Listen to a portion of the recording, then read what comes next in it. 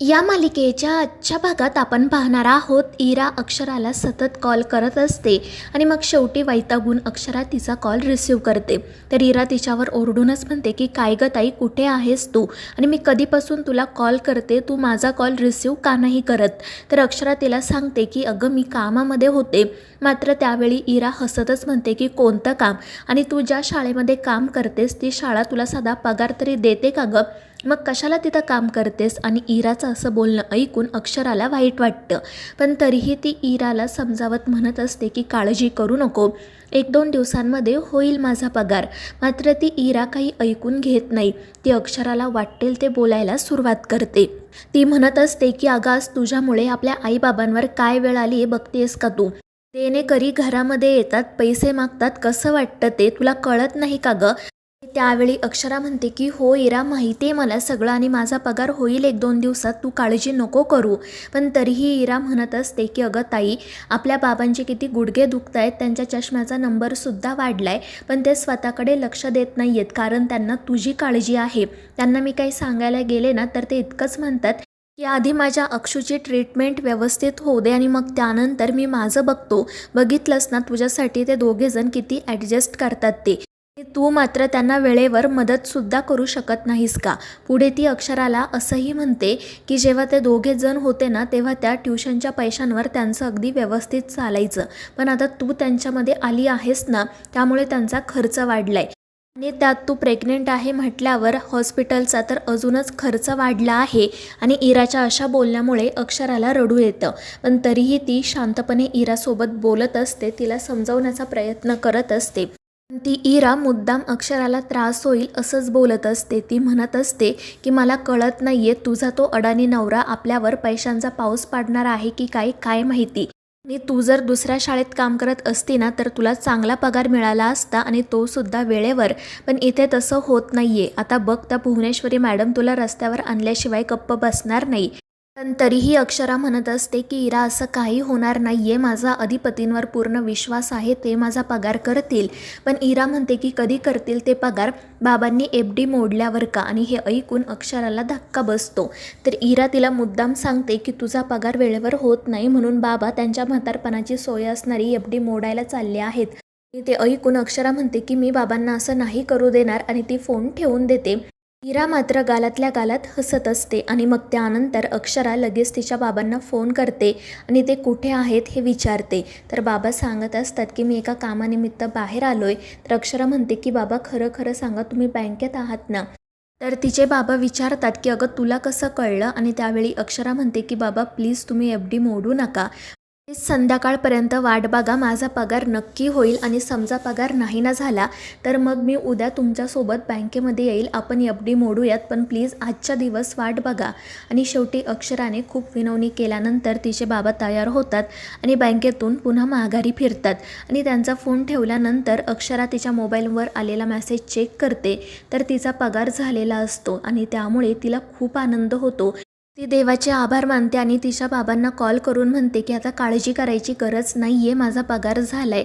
त्यामुळे त्यांच्याही जीवात जीव येतो आणि मग ते अक्षराला लगेच घरी बोलावतात. दुसरीकडे त्या शाळेतल्या सगळ्या शिक्षिका फुलपगारे सरांना त्यांच्या त्यांच्या अडचणी सांगत असतात आणि म्हणत असतात की सर आता खरंच खूप उशीर झाला आहे, निदान 1-2 दिवसांमध्ये पगार व्हायलाच हवा, नाही तर खूप अडचणी निर्माण होतील. आणि त्यावेळी फुलपगारे सर म्हणत असतात की तुम्ही काळजी करू नका, मी अक्षरासोबत बोललो आहे, ती नक्की काही ना काही करेल.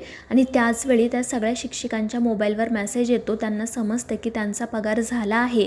त्यामुळे त्या खूपच खुश होतात. फुलपगारे सरांचा देखील पगार झालेला असतो, त्यामुळे ते खूप खुश होतात आणि म्हणतात की अक्षरानेच आपलं काम केलं असणार, ती भुवनेश्वरी मॅडमसोबत बोलली असणार.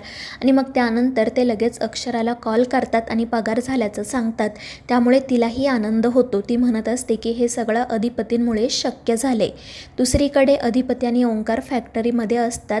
गुळाची एक मोठी ऑर्डर मुंबईला जाणार असते आणि अधिपती त्याबद्दलच कामगारांना सूचना देत असतो. आणि नेमका त्याच वेळी अक्षराचा ओंकारला कॉल येतो. अक्षरा ओंकारला सांगत असते की भाऊजी आमचे पगार झाले आहेत, तुम्ही अधिपतींना थँक्यू सांगा. आणि ते ऐकून ओंकारलाही आनंद होतो आणि तो अक्षराचा निरोप अधिपतीपर्यंत पोहोचवायचा ठरवतो.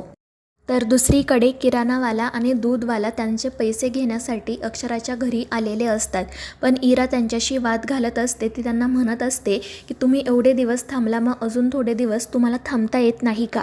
आम्ही काही कुठे पळून चाललो आहोत का? आज नाही पैसे दिले तर उद्या देणारच आहोत ना.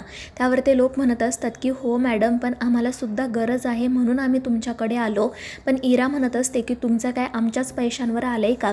आणि तिच्या अशा बोलण्यामुळे त्या लोकांनाही वाईट वाटतं. आई बाबा तिला समजावत आतमध्ये जायला सांगतात, पण ती काही ऐकत नाही. उलट ती त्या ठिकाणीच उभी राहत त्या लोकांशी वाद घालू लागते. म्हणू लागते की तुम्हाला आठवतंय ना, माझ्या बाबांनी तुमच्या मुलांची फुकट शिकवणी घेतली होती.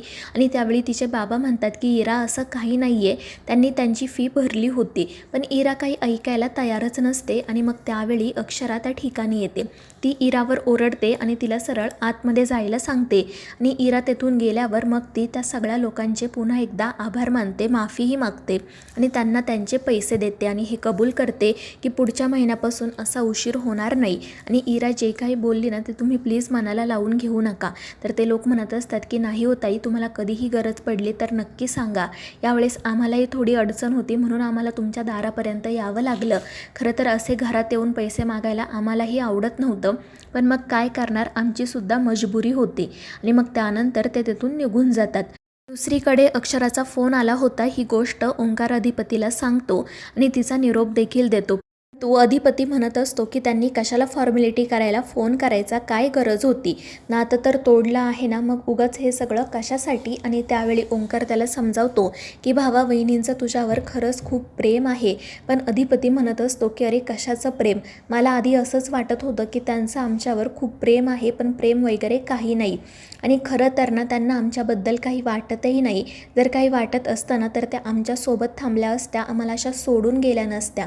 आणि त्यावेळी ओंकार म्हणतो की प्रेम असणं म्हणजे फक्त सोबत राहणं नसतं, एकमेकांच्या अडचणीच्या काळात एकमेकांना साथ द्यावी लागते. एकदा तू विचार करून बघ, तुझं काही चुकलंय का ते, म्हणजे तुला तुझ्या प्रश्नाचं उत्तर नक्की मिळेल. आणि मग तो तेथून निघून जातो. अधिपती मात्र विचारात पडतो.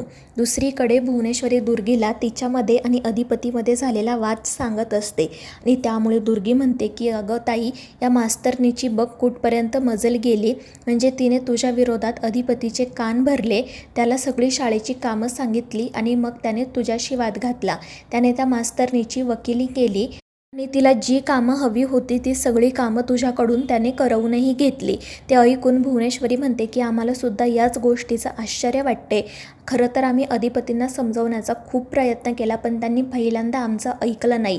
आणि याआधी तर असं कधी घडलं नव्हतं. तर दुर्गी म्हणत असते हो ना ताई, पण आता ती मास्तरनी आली आहे ना त्यांच्या आयुष्यात, तीच त्यांना शिकवत असणार. पण आता तूही गप्प बसू नको, तू तिला चांगलाच धडा शिकव. आणि त्यावेळी भुवनेश्वरी म्हणते की आम्ही त्यांना धडा शिकवायला सुरुवात तर केली होती, पण अधिपती मध्ये आल्यामुळे आम्हाला आमची शस्त्र खाली टाकावी लागली. पण आता आम्ही गप्प बसणार नाही, त्या मास्तरनीला धडा शिकवणारच.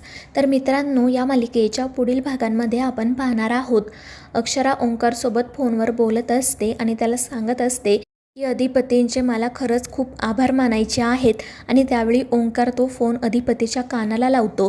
तर अक्षरा अधिपतीविषयीच बोलत असते, म्हणत असते की आमच्यामध्ये जरी अंतर निर्माण झालं असलं ना तरीही आमची मनं एकमेकांपासून कधीच दूर जाणार नाही. आणि नेमकं हे सगळं अधिपती ऐकतो.